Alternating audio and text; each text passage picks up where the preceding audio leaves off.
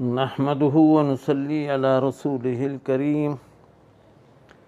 अम्मा बअदु फ़अऊज़ु बिल्लाहि मिनश शैतानिर रजीम। बिस्मिल्लाहिर रहमानिर रहीम। अल्लाहु ला इलाहा इल्ला हुवल हय्युल क़य्यूम ला ताख़ुज़ुहु सिनतुन वला नौम लहू मा फ़िस समावाति व मा फ़िल अर्ज़ मन ज़ल्लज़ी यशफ़अु इंदहु इल्ला बिइज़्निहि यअलमु मा बैन अयदीहिम व मा ख़ल्फ़हुम वला युहीतून बिशैइन मिन इल्मिहि इल्ला बिमा शाअ वसिअ कुर्सियुहुस समावाति वल अर्ज़ वला यऊदुहु हिफ़्ज़ुहुमा व हुवल अलिय्युल अज़ीम। क़ाबिल एहतराम मुंहिंजा इस्लामी भाइरो ऐं इस्लामी भेनर, कल्ह मूं अर्ज़ु कयो हो त अल्लाह ताला जूं सिफ़ात हिकिड़ी ज़ाती आहिनि, ॿियूं फ़ेली आहिनि। पोइ जेके अल्लाह ताला जूं सिफ़ात ज़ाती आहिनि उहे असली आहिनि ऐं उहे सत आहिनि। हयात, इल्म, कुदरत, इरादा, समा, बसर, कलाम। इहे जेके सिफ़तूं आहिनि इन्हनि जे मुतालिक़ कुझु मामूली मुख़्तसर तशरीह। चुनाचे इन्हनि में हिकिड़ी सिफ़त आहे हयात, वहुव हय्युल ला यमूत अबदन अबदा। अल्लाह ताला जी हयात अज़ली आहे, शुरूअ खां आहे, अबदी आहे ऐं हुन ते मौत नथो अचे। ऐं इहा हयात अहिड़ी आहे जो रूह जी मोहताज कान्हे। इंसान जी जेका हयात आहे सा रूह जी मोहताज थींदी आहे। हीअ हयात अज़ली आहे ऐं कंहिं शइ जी मोहताज कान्हे।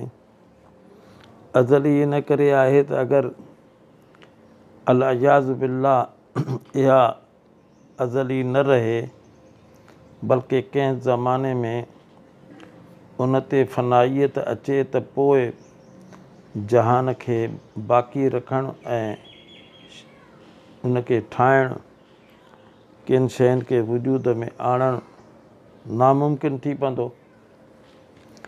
इन करे अल्लाह ताला जी हयात अज़ली आहे, अबदी आहे। इन जे करे जो सॼे जहान खे जो ख़ल्क़ींदड़, सॼे जहान खे हयात ॾींदड़ अकेलो हू अल्लाह आहे। अहिड़े तरीक़े सां अल्लाह जी हिकिड़ी सिफ़त समा आहे। अल्लाह समी आहे। हिकिड़ी समा त असांजी आहे त कननि जे वास्ते सां ॿुधूं था ऐं हिकिड़े महदूद एरिया ताईं ॿुधूं था, महदूद आवाज़ खे ॿुधूं था। अल्लाह ताला जी समा उन जे शान जे मुताबिक़ आहे। हू हर शइ खे ॿुधे थो। हिकिड़े ई टाइम ते हर शइ, हर शख़्स जे आवाज़ खे ऐं दुआ खे ऐं पाण में जेको कुझु ॻाल्हाइनि था उन खे ॿुधे थो। मुख़्तलिफ़ ज़बानूं उन जे करे समाअत में हुन खे को इश्तिबाह कोन थो थिए। को कहिड़ी ज़ुबान में ॻाल्हाए, कहिड़े बि ज़बान में ॻाल्हाए, हज़ारूं सवें ज़बानूं आहिनि, पर उन जे करे उन जी समाअत में कंहिं क़िस्म जो को इश्तिबाह थिए त शायदि हिन हीअं कोन चयो आहे, हीअं चयो आहे, अहिड़ी क़िस्म जी का बि शइ कान्हे। अल्लाह इन खां पाक आहे। हता के पखी जेके ॿोलीनि था, जबलनि ते जेके नंढड़ा नंढड़ा जीत जबलनि ते सुरनि था, हलनि था, अहिड़े तरीक़े सां माकोड़ी साफ़ चटियल पत्थर ते हले थी। उन हलण जे आवाज़ खे जेके मच्छियूं पाणीअ में तरनि थियूं या ॿिया जीत जेके पाणीअ में आहिनि, उन जे हलण जे आवाज़ खे अल्लाह ताला बराए रास्त साफ़ साफ़ ॿुधे थो। हता के मच्छर माकोड़ी नंढे में नंढी माकोड़ी जेका हले थी, उन जे हलण जे आवाज़ खे बि अल्लाह ॿुधे थो।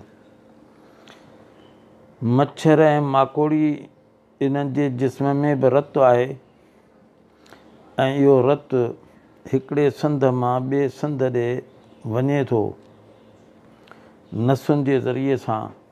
उनखे नसूं आहिनि, उन्हनि नसुनि में रतु आहे त हिकिड़े संद मां जेको रतु ॿिए संद ॾे मुंतक़िल थिए थो, उन रत जो जेको आवाज़ु आहे उनखे बि अल्लाह रब्बुल आलमीन ॿुधे थो, साफ़ साफ़ ॿुधे थो। ग़रज़ का अहिड़ी शइ कान्हे जंहिंजो आवाज़ हुजे चाहे केतिरो बि हल्को हुजे, पर अल्लाह उनखे ॿुधे थो। इन करे अल्लाह क़ुरान करीम में जा बजा फरमायो, समीउन, हर शइ खे ॿुधण वारो, हर शइ खे हू ॿुधे थो। अहिड़े तरीक़े सां अल्लाह जी सिफ़त आहे सिफ़त बसर। बसर जी माना आहे कंहिं शइ खे ॾिसणु। असीं त अखियुनि जे वास्ते सां ॾिसूं था, हू पंहिंजे शान जे मुताबिक़ हर शइ खे ॾिसे थो। कंहिं पंहिंजे ॾिसण में कंहिं शइ जो मुहताज कोन्हे, बिना बराए रास्त, बिना कंहिं एहतियाज जे हर शइ खे ॿुधे थो। चाहे उहा शइ नंढी हुजे, चाहे वॾी हुजे, चाहे ॾींहं जो में हुजे, चाहे राति में हुजे, कहिड़ी बि हालति में हुजे, अल्लाह ताला उनखे ॾिसे थो।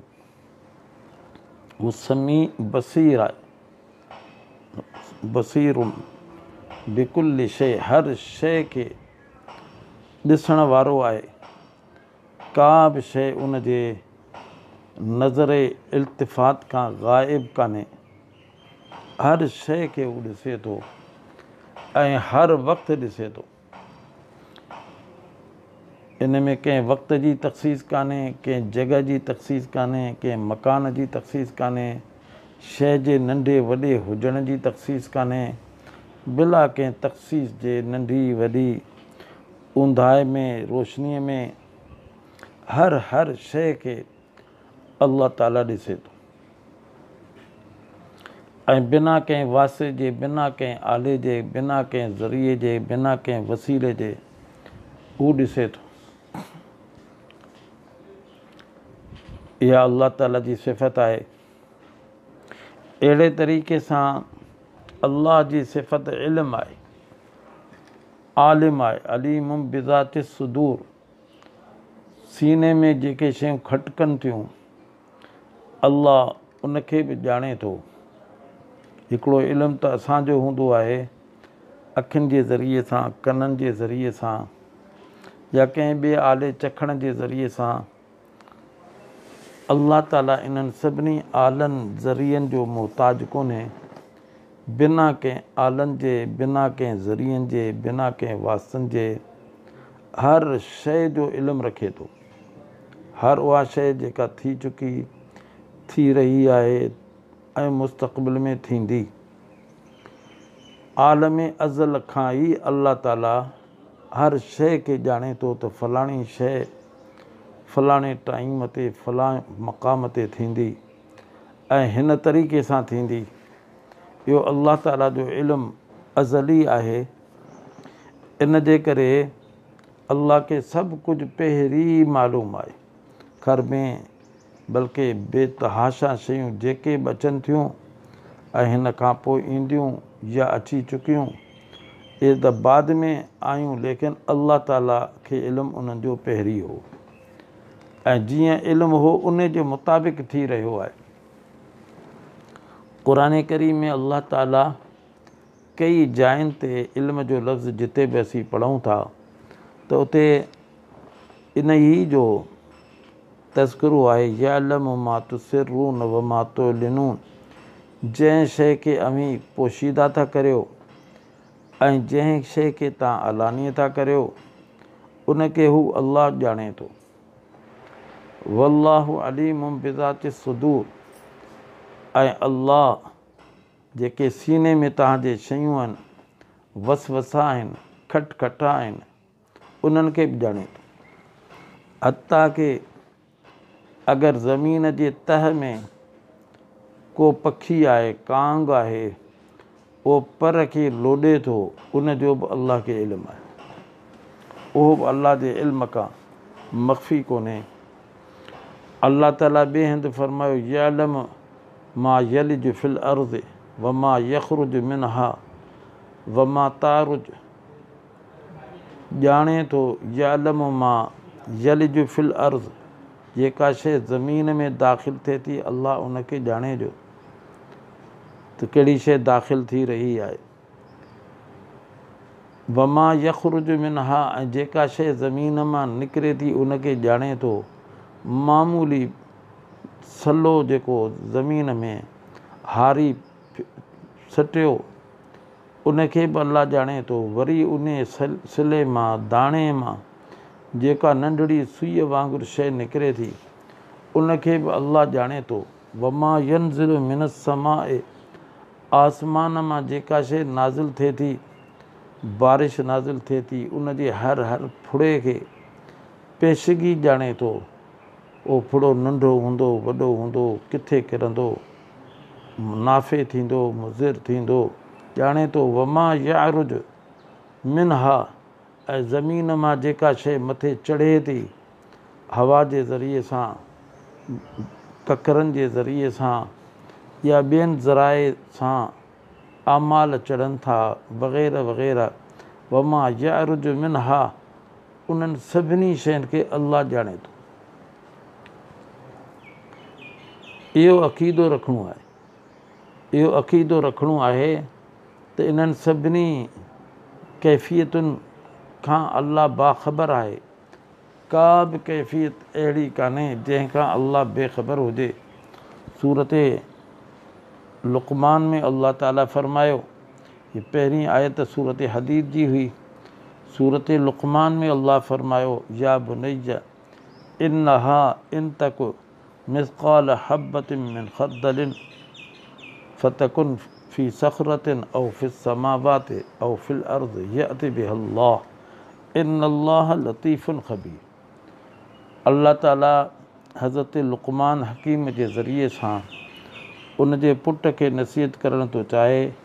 लुक़मान पंहिंजे पुट खे चयो त पुट, या बुनय्या इन्नहा इन तक मिस्क़ाल हब्बतिन मिन ख़र्दलिन, अगरि राईअ जे दाणे जे बराबरि बि का शइ हुजे ज़मीन में या आसमान में, यअति बिहल्लाह, चाहे राईअ जो दाणो केॾो नंढो थिए थो, केतिरो बारीक थिए थो, उन खे बि अल्लाह ताला आणींदो। यानी कंहिं जबल में, चुर में, ग़ार में लिकी करे बि को गुनाह कयो हूंदो या नेकी कई हूंदी, अल्लाह ताला खां उहा बि मख़फ़ी कान्हे, उन खे बि अल्लाह ताला ज़ाहिर कंदो, आणींदो।